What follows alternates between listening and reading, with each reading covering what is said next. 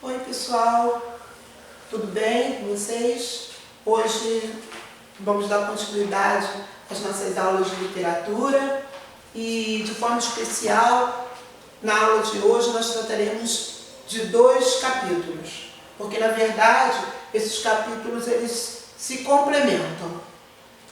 Nós vamos tratar do capítulo 27, que é a terceira fase do modernismo brasileiro, apresentando aspectos fundamentais da produção literária de Dalton Trevisan, Rubem Braga e Lígia Fagundes Teles. E o capítulo 28, também tratando ainda da terceira fase do modernismo brasileiro, porém apresentando a escritora Clarice Lispector. Então, antes da gente entrar na peculiaridade dos escritos desses autores e autoras, repassar um pouquinho o contexto histórico e que está acontecendo, coisas mais marcantes que estão acontecendo nesse período no Brasil e que acabam também interferindo, de certa forma, dentro da literatura. Bom, a gente tem um contexto histórico da época, dessa terceira fase, também vocês podem encontrar em outros escritos por outros autores, também chamando de pós-modernismo, ok? Porque existe essa variedade de nomenclatura. É um período assim, caracterizado por alguns elementos marcantes em termos de acontecimento. Bom, a gente começa que a gente tem processos de urbanização e de industrialização bem acelerado. A gente tem um avanço, inclusive um avanço grande na questão da comunicação, a gente tem um avanço grande na questão da indústria automobilística, a gente tem uma movimentação de idas e vindas, né, para o espaço urbano bem grande. E aí a gente já chega num outro ponto a destacar, que é a migração. Pessoas do interior, de área rural, vindo para a cidade grande com uma perspectiva, com uma promessa de uma vida melhor. Mesmo que isso, por vezes, nem se realize e acaba, na verdade, aumentando esse número populacional dentro das grandes cidades, o que provoca uma série de outras questões, como, por exemplo, não ter saúde para todo mundo, não ter transporte para todo mundo, não ter moradia para todo mundo, coisas assim, porque extrapola a capacidade de absorção daquela cidade. E aí, falando de cidade grande, a gente pode pensar muito no eixo Rio-São Paulo. Tá? Bem mais do que vir do interior só para a capital do seu estado, mas boa parte fazia essa movimentação mesmo de estados mais ao norte, ao nordeste, para vir para o sudeste. Até hoje a gente vê essa movimentação muito constante. Isto também muito provocado pela questão da seca, da fome, da miséria, que essas regiões mais ao norte, ao nordeste, vivenciaram e ainda vivenciam, né? A gente sabe que isso, infelizmente, ainda não acabou. Todos esses aspectos, eles acabam por revelar uma literatura voltada para os temas urbanos. Então, os textos se voltam para retratar aspectos da vida, inclusive da vida dessas pessoas, dentro das cidades, dentro da cidade grande. E até esse olhar dessas pessoas nessas cidades. Bom, em relação à produção literária, a gente pode dizer que a gente tem aí nesse período os contos, crônicas, é isso que a gente vai destacar aqui com esses autores, porque autores que a gente está trazendo, que são cronistas, são contistas, e para poder ver de que forma eles foram atraídos por essas temáticas, por essas questões. Bom, e aí a gente pode dividir assim em 2 tipos de narrativa. Quer dizer, autores que produziram narrativas curtas, que se fortaleceram mais dentro da produção de narrativa curta, como é o caso do conto e da crônica. Então, que nomes, dentre os vários inúmeros, a gente pode destacar aí.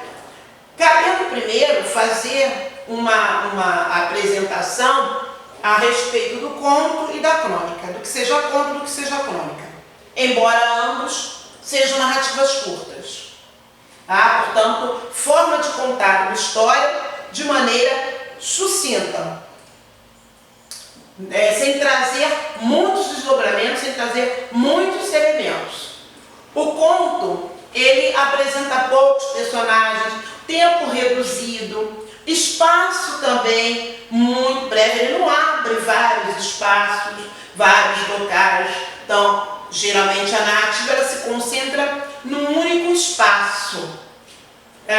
Também a gente tem aí o narrador que geralmente ele não se envolve com a narrativa, ou seja, geralmente ele se comporta bem mais como um observador, um narrador observador, um narrador com um foco narrativo de terceira pessoa, do que um narrador participante, com foco narrativo numa primeira pessoa.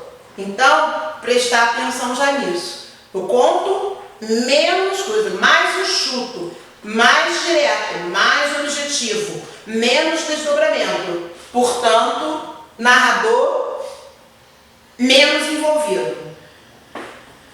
Crônica.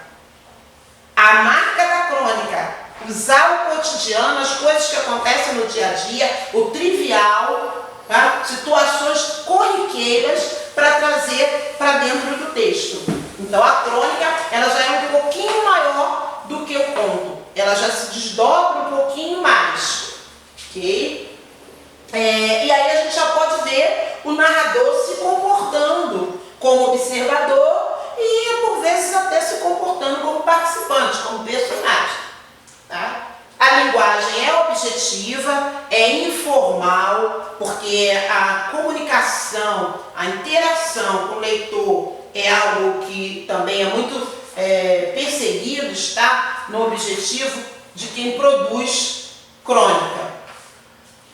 Bom, na realidade, a gente pode destacar dois tipos de crônica, que são mais desenvolvidos, que são mais escritas. A crônica humorística, ou seja, aquela que envolve, que traz a situação de humor, que nos provoca riso, logicamente sem não deixar de tratar, por vezes, de alguma coisa que nos leve à reflexão, mas tem um predomínio em cima de situação que nos provoca um riso. Essa é a humorística. A argumentativa é aquela que tem como um objetivo maior nos fazer refletir, nos defrontarmos com as questões, com os problemas do cotidiano. Então, essa é a argumentativa. Okay? Então, são os dois tipos de crônica que a gente mais tem assim, dentro do cenário de literatura. Bom, representantes de uma narrativa curta, ou seja, escritores, escritoras que se dedicam à produção de conto, à produção de crônica dentro da literatura brasileira. Destaque para Dalton Trevisan. Dalton Trevisan, ele apresenta personagens desequilibrados, inclusive desequilibrados mentalmente. Então veja que ele já traz algum choque aí, por ele trazer à tona pessoas que não têm nenhuma moral condizente com a proposta de sociedade, então já provoca um desequilíbrio pela condição moral, ao mesmo tempo que ele provoca um desequilíbrio pela condição mental. Então imagine que deve chamar bastante atenção os textos. Ainda ele mostra uma relação homem e mulher, só que nessa relação homem e mulher muito fundamentada, muito cheia de sexo, e violência, nessa articulação, sexo e violência. Porque ele mostra uma mulher objeto, tá? E um homem que se aproveita dessa mulher objeto. Então, veja que ele vai até vamos dizer, as mazelas, as condições mais difíceis do ser humano. E aí ele pega a personagem de toda a história, inclusive da própria prostituição. A relação do indivíduo com a cidade grande é uma outra coisa que ele também coloca na sua obra, que ele também emociona. Inclusive, no conto Uma Vela para Dario, ele surge, ele emerge a partir de uma pessoa que morre na rua. E como que as pessoas que vão passando por aquele corpo, como que elas se relacionam com esse corpo. E aí você tem Uma Vela para Dario, em cima, em torno disso aí. Então, mostrando todas as questões, inclusive as mazelas das pessoas, o olhar de uma pessoa para com o outro, como é que se dá isso aí. Apresenta uma linguagem econômica, portanto sintética, simples também, e personagens utilizando expressões chulas. Porque como ele atende alguns personagens que estão até num ambiente que é um ambiente considerado um ambiente marginal, esses personagens trazem expressões para caracterizar esse ambiente. Então, muitas vezes é comum também ver expressões de baixo calão, porque o personagem vem daquele lugar. Então, ele precisa caracterizar e aí usa algumas vezes essas expressões, para que a gente se sinta dentro daquele ambiente, entenda o comportamento daquele personagem. Rubem Braga é extremamente conhecido, né? É o verdadeiro pai das crônicas, é um cronista de mão cheia. Então ele apresenta nas suas obras o sentimentalismo, então, portanto, ele trabalha com a questão das emoções, trabalha com a questão da afetividade, porém não se descola da realidade. Às vezes que estamos construindo crônica, e a crônica está focada no cotidiano, portanto está focada na realidade, então ele não se descola ali. Ele traz também, ele pode transitar de uma crônica humorística, ou seja, de trabalhar o humor, até uma crônica argumentativa, ou seja, com trabalho com a crítica. Então ele pode ir de um polo ao outro, por vezes, e procura tratar de temas, trazer temas triviais. Por exemplo, ele já tem conto dele que ele está simplesmente numa cena de um bar. E ele ali acompanhando aquela cena, e dessa cena desse bar, ele constrói toda uma narrativa, constrói uma crônica. Então, bem, realmente coisas simples, que se tornam riquíssimas através da arte que ele tem e o poder que ele tem de escrever. A Lígia Fagundes Telles, também maravilhosa escritora, essa uma influência ainda das vanguardas europeias, a influência do expressionismo, surrealismo. Não sei se vocês lembram, o expressionismo era aquela vanguarda europeia associada àquela obra, O Grito, que aparece na tela uma imagem de uma pessoa meio difusa, mas parecendo que está gritando. É um quadro muito frequente que a gente vê nos livros de literatura. O expressionismo, ele vai trabalhar, como o próprio nome diz, com as expressões. Então, colocar essas expressões de manifestação do ser humano, em termos de sentimentos, para fora, através da arte. Então, ela pega esse expressionismo que se manifestou na pintura e coloca dentro da literatura, colocando para nós os sentimentos as emoções que os personagens estão sentindo. Então, passando pela obra de Lígia, a gente consegue perceber quais são os sentimentos, as relações que estão acontecendo naquele momento e o que o personagem está sentindo.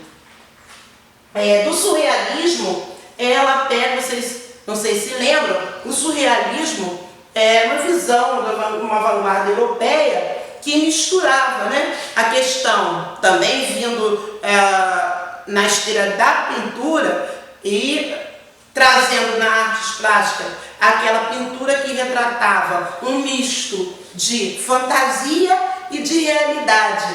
Então, por exemplo, a gente tem como pai de surrealismo Salvador Dalí. Salvador Dalí, se a gente observa os quadros de Salvador Dalí, ele mistura realidade com sonho, com fantasia. Então ela traz essas características de sonho e fantasia para dentro da sua literatura, para dentro dos seus textos. Bom, é uma literatura social, claro, também ela procura retratar essa realidade, mas também ela está preocupada com o mundo interior. Também ela mergulha no mundo interior. Tá? E ela utiliza, ela trabalha com essa imaginação, com esse sonho, que é uma herança aí, ainda do surrealismo, tentando, através disso, mostrar quem verdadeiramente são os seus personagens e fazer com que a gente compreenda esse universo. Bom, falamos sobre a narrativa curta, conto e crônica, agora a narrativa intimista, aquela que vai mergulhar na subjetividade, no eu, no interior das pessoas. E nisso a nossa mestra é Clarice Lispector. Clarice Lispector traz com traços psicológicos, com o fluxo de consciência, trabalhando a questão da epifania, que é aquele momento do auge, do turbilhão de reflexão, né? Então ela mostra isso nos seus escritos, o personagem passando por esse momento em que ele reflete sobre as coisas, sobre ele mesmo, sobre o seu interior. Então a sua obra, com isso, faz com que a gente, leitor, tenha uma vontade de participar, de se mobilizar em prol dessa construção social, que depende do ser humano, de cada um de nós, com as nossas características internas e observando as questões externas. Termino então apresentando uma frase, dentre as frases emblemáticas de Clarice Lispector, que bem traduz o que ela pensou a respeito dessa relação interior-exterior nas obras. Mais importante do que investigar os fatos em si é explorar de que forma esses fatos repercutem no indivíduo. Então, não basta enxergar a realidade. Por trás de cada realidade existem pessoas que nós precisamos desvendar, até para entender a realidade que nos cerca. Fica aí a dica para vocês de leitura aprofundada. Até